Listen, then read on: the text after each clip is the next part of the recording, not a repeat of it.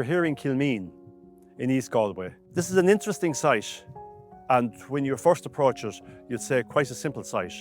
But when you examine the archaeology here, you actually find that this is an extraordinary place. What you're going to notice here is that there's a circular enclosing wall around the graveyard here.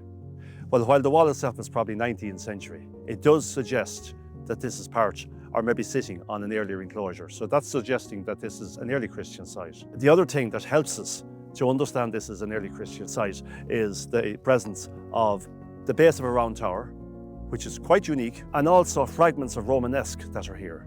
So clearly, the church that was here and the settlement that was here was very high status. Well, the round tower is very interesting for a couple of reasons.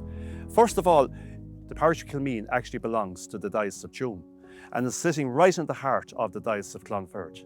And it's been like that since the medieval period. There are numerous different fragments of Romanesque here. So the doorway that was here was very, very high status. Then when we actually look at the Romanesque here, we see that there's all sorts of decoration here. We have evidence of one beast biting on a roll.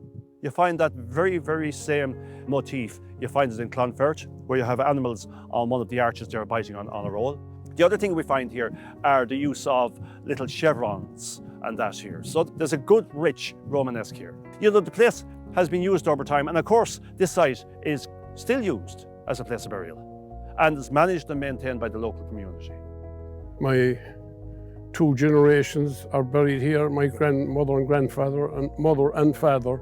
We like to keep it looked after the best way we can for our ancestors that's buried here. I wouldn't like to see it being closed up now. There's a good few more families to go in here yet. We like to look after it, and we're very proud of it as well. I suppose when we look at the church then, one of the things we can establish straight away when we look at the site, the round tower sits opposite the west doorway. Somebody coming into this parish here can see this round tower standing on the landscape from a distance. The church itself is a difficult church to interpret. The west wall has completely collapsed. What we see here are the footings, the wall footings. But what we actually find is that the church is divided into two portions. There's a crossing wall, but what you have is you have another compartment on the east side of that dividing wall, or that east gable. What that would appear to be is accommodation for a priest.